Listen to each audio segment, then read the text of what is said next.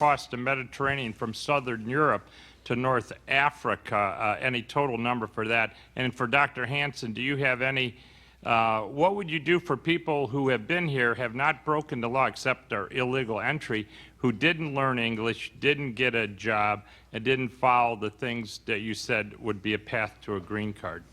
Andy, you want to, and Victor, you want to come on up?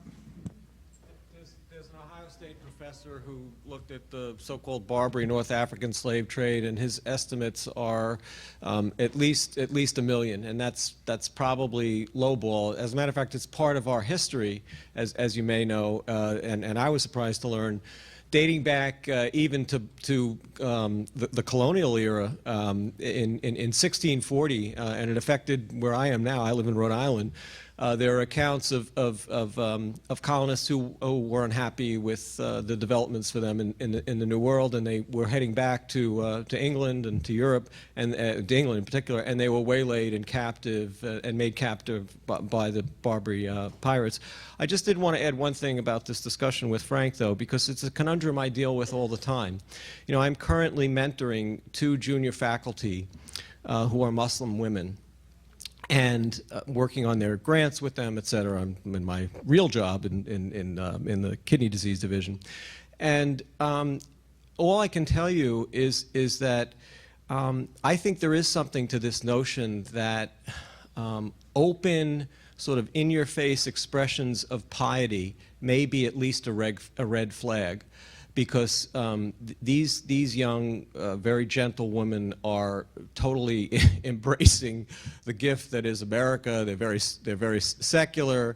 You know, and again, this, you know, sometimes things could be a facade, but I will say that the faculty that I have to deal with, everybody, you know, are more pious, are very much more detached and removed. And again, you can't universalize about these things.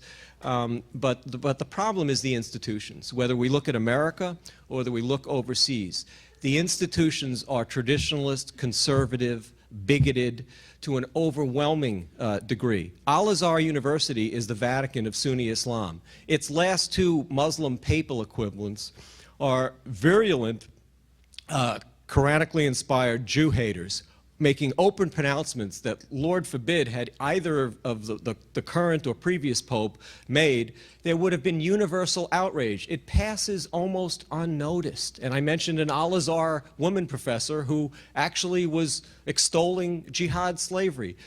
Those institutions have embedded themselves in the United States. We have an Assembly of Muslim Jurists of America that's rendering fatwas that are just as obscurantes as anything that would come out of the Middle East. So we really have to do something to crack down, I think, on these institutions. Frank did a study which showed that 81% of the mosques are fomenting jihad at one level or another.